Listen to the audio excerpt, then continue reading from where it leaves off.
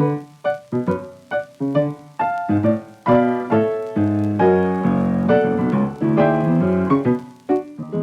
what are your passions, or what have been your regrets? What have you always said you wanted to do in retirement that you may or may not want to do in reality? What's the biggest challenge you're facing? What are your biggest strengths? What's something you value? What are you proud of? Just basically anything that is going to connect you with your deeper desires, your dreams, your wishes, your goals.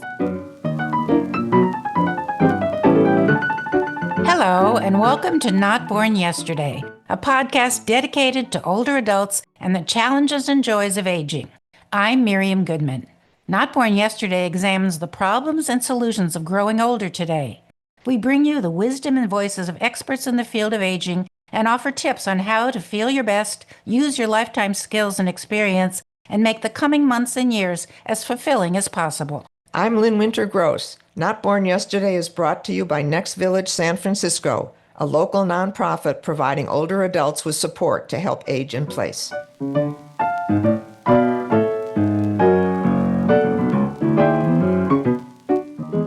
Today on Not Born Yesterday, we're talking about a major transition in life, that period of your life after you've left your career and start living your dream life.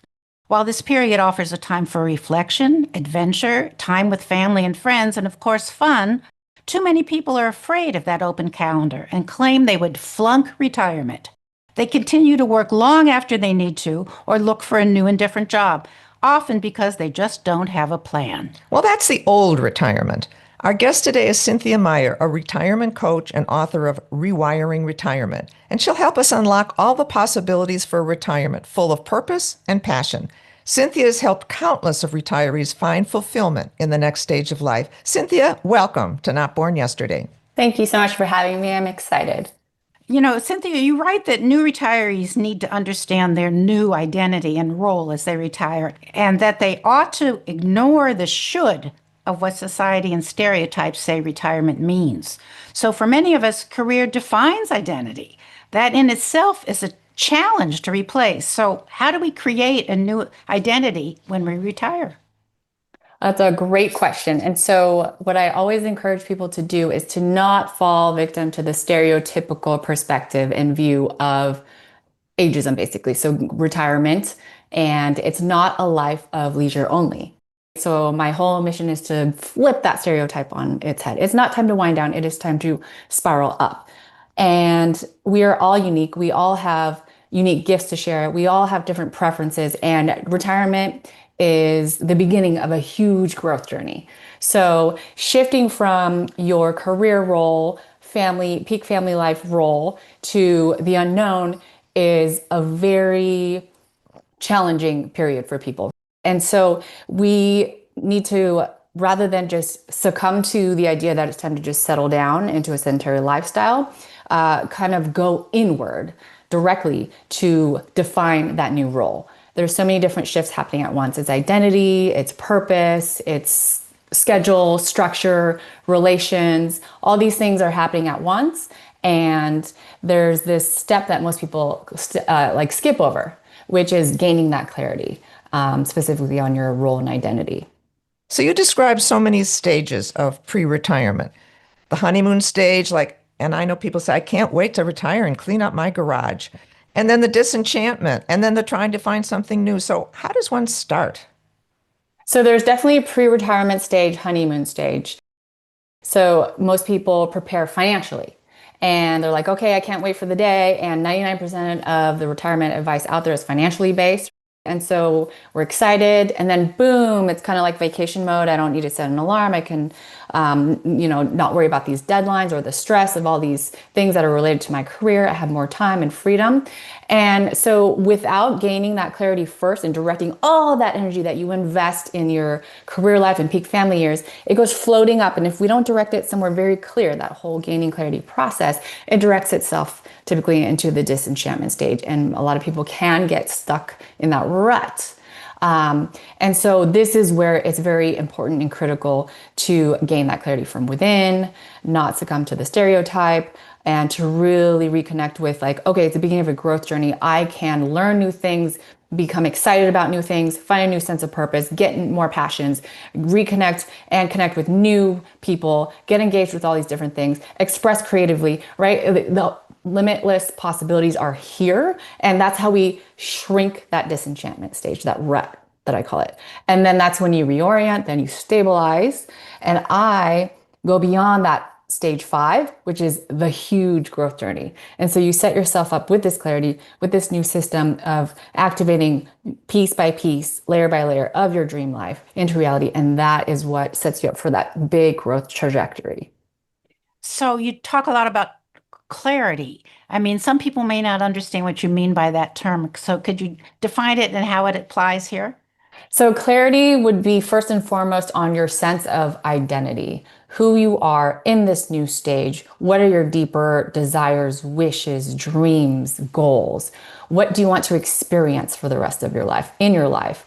How do you want to grow? How do you want to challenge yourself? Just becoming more and more in touch with self and your authenticity, and perhaps the questions that you haven't been able to prioritize throughout your career because we are externally motivated by, money, motivation, success, duty, responsibilities. Now we switch from the external motivators to the intrinsic motivators, and this is when we gain clarity on those types of things that inform what you want to partake in.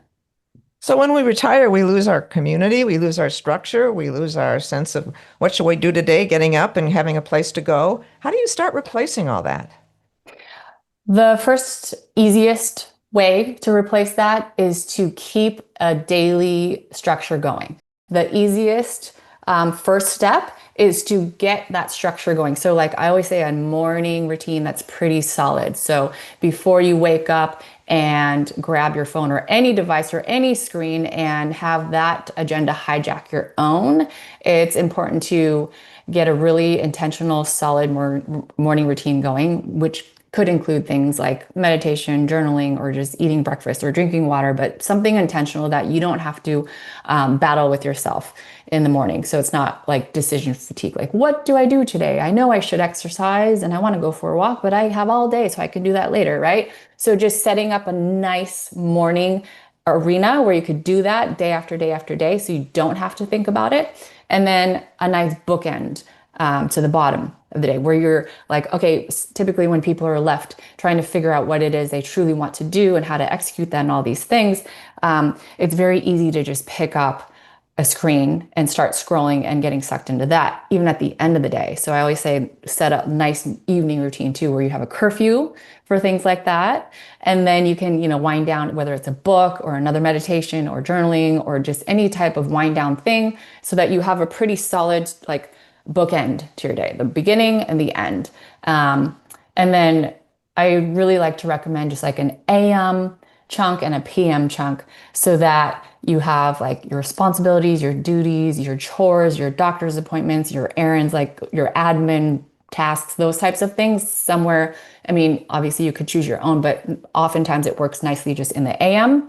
And then the PM could be more of like the freedom, the spontaneity, the me time, the exploration, the socialization, right? So that we have at least a nice bucket for things, so that we're not constantly having a mental battle in our heads where we're like, what should we do? Decision fatigue. I should be doing this, but I end up doing this, right? The procrastination takes over and that type of thing. So structure is huge, and it's a very tangible, nice thing to start with.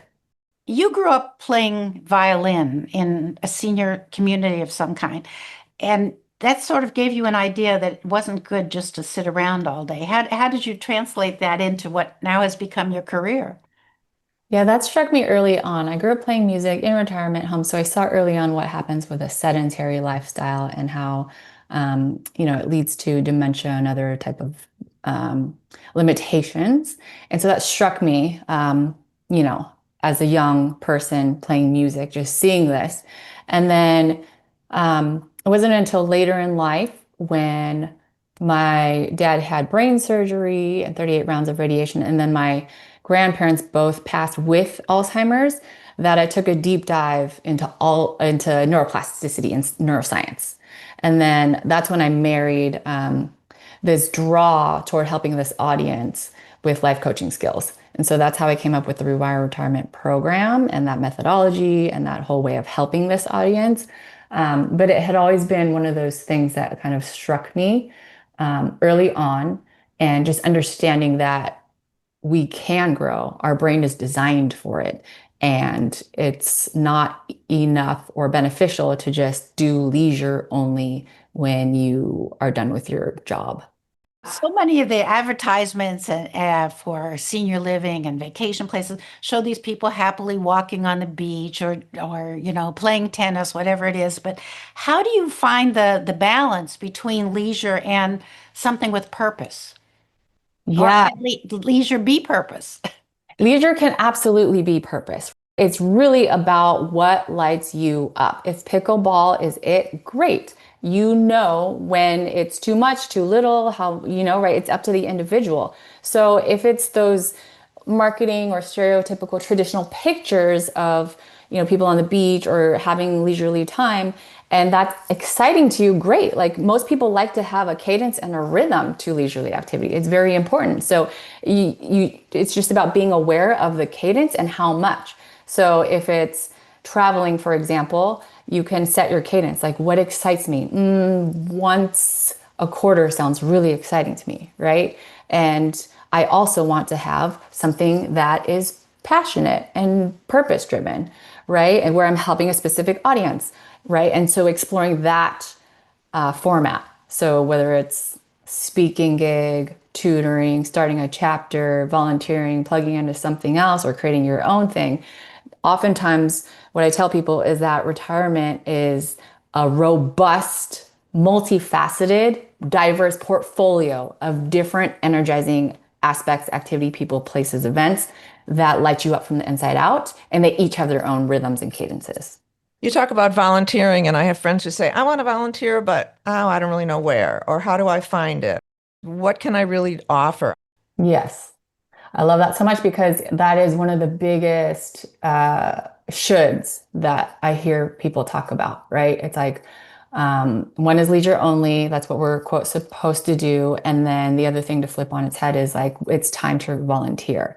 And so rather than going through a listing online of a bunch of volunteer opportunities, I always recommend that same step of gaining clarity, right? Allow yourself to dream about how you want to share your unique gifts, how you do want to volunteer, what that looks like, right? There's a very specific process that you can go through where if you gain clarity on this, most people realize that it's not just one volunteer opportunity that they're craving or missing in their lives. We've talked a lot on the podcast about having a sense of purpose does affect your physical health and your longevity. Have you seen that happen? 100%, because it's so fulfilling and everything is integrated, right? Mental health, emotional health, physical health all play a very, very integrated role, whether we could see it or not. And so when people find their sense of purpose or reveal their sense of purpose, they are much more energetic, they are much more driven, they are more active, they are more engaged socially, right? All these things just have so many more benefits. They feel relevance and like they matter, and that really helps longevity. We talk about social engagement, and one of the things that people lose when they stop working is their social connections. So how do you get that going? So social connections through work are typically a lot of convenient relationships because you see them every day and you're going to the same place and you work together. So I encourage people to see friendships as circle of influence versus circle of concern. And so circle of influence are people who are encouraging of your growth, of your evolution, of walking through challenges, of seeing you for who you are and what you want to morph into, that type of energy. And then circle of concern is more about fear-based gossip, news, those types of things where it's not as invigorating, not as energizing. And someone could be in both circles depending on what activity you do, for example, right? Like I love hiking with this person, but when we're gossiping, I'm not as energized. So differentiating between that and then putting more effort into reaching out and or joining activities that help you feel energized and engaged is a great way to start. You suggest that we actually need to rewire our brains when we retire. So, how do we do that? And how does rewiring begin? The first way is to literally go inward. So rather than going to those external motivators that we talked about, like doing things because you're supposed to and not because you want to, or doing things for, money, achievement, accomplishment, etc., it's really about going inward, dream journaling that reroutes the information. Instead of focusing on all these things that are outside of you and what you think you're supposed to do, it really helps you reroute those neural pathways into what you want to do, what enlivens you, what makes you excited again, energized. Like all these inner passions are inside of you. It's just we're used to kind of suppressing them for the sake of all these other responsibilities. And so retirement is a beautiful opportunity to rewire those answers to come from intrinsic motivators, very much an internal tapping. Okay, I'm about to retire. I'm scared of it. How do I start before I retire? What questions should I ask myself before I retire? How do I get it started so that it's not all coming down the same day that I leave my office? That is so proactive and such a nice benefit when you can start before you retire. And some people even have the advantage of getting some things in place before they retire so that the transition is physically smoother, right? For example, if they discover that writing a book is one of their passions, they start writing the book before they retire. But just probing your insides, journaling, get a coach, get a system, whatever resonates with you to like really start to probe and ask these questions of gaining clarity. So what are your passions or what have been your regrets? What have you always said you wanted to do in retirement that you may or may not want to do in reality? What's the biggest challenge you're facing? What are your biggest strengths? What's something you value? What are you proud of? Just basically anything that is going to connect you with your deeper desires, your dreams, your wishes, your goals. That is one of the best ways to start because that will inform the activities, the people, the events, the things you sign up for, the things you pursue. You mentioned stereotyping at the very beginning, and I know a lot of times people have said, "Oh, well, let Jane do it. She's retired." They don't think that the person has any other obligations to themselves in their retirement, that they're just free to do whatever anybody calls them to do. So if you do follow all your rules and have all these things, this purpose and things you want to do, how do you deal with those shoulds? Boundaries. Boundaries. I mean, even in the way that you gain clarity, you're like, okay, for example, I am only going to volunteer, 4 hours per day, twice a week, right? So like when that bucket is full, okay, that's my boundary. I'm going to start losing energy or not be as satisfied. Of course, not everything is perfect. You can't control everything, but just having those general, clear lines around what you want and like where your limit is. Like this is energizing up to a point, and then it starts to become very depleting and draining. I think it would be good to have somebody to talk to, like a coach or a friend, saying, you know what? You know me well. What are my skills? What have you seen me do that I enjoy? When am I the happiest? It's hard to do that all by yourself and lying in bed with your journal thinking, what am I good at? Feedback is always nice just to open up and get those juices flowing. However, you will know inside confirmation. That is like very much a solo connection thing. And solo meaning like you connecting with your own self, where you're like, okay, that's my gut. That's my intuition telling me, yes, that feels like a lit up, energizing yes, or the opposite. Well, thank you so much for sharing your insights and reminding us that retirement isn't an ending, it's really a beginning, and that purpose is what makes it meaningful. So, thank you. Our guest was Cynthia Meyer, retirement coach and author of Rewiring Retirement. Thank you so much. I'm so grateful.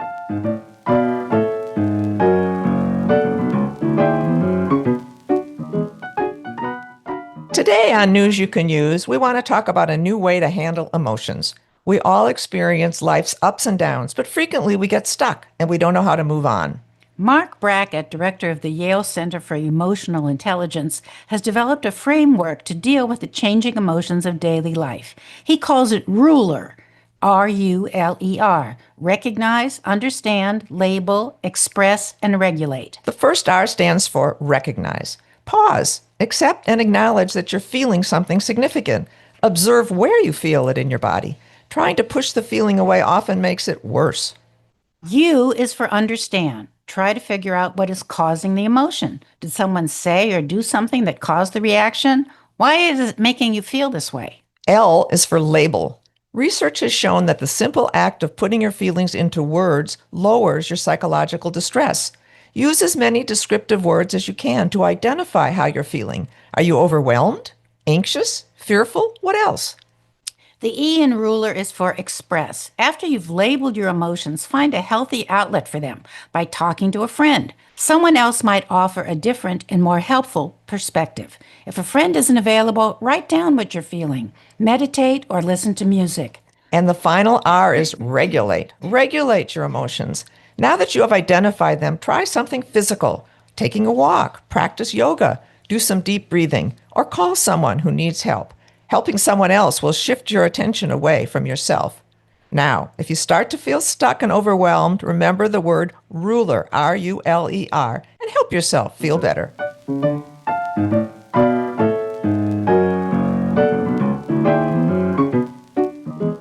And that's our podcast for today. Our thanks goes to our guest, Cyn Meyer, author of Rewiring Retirement.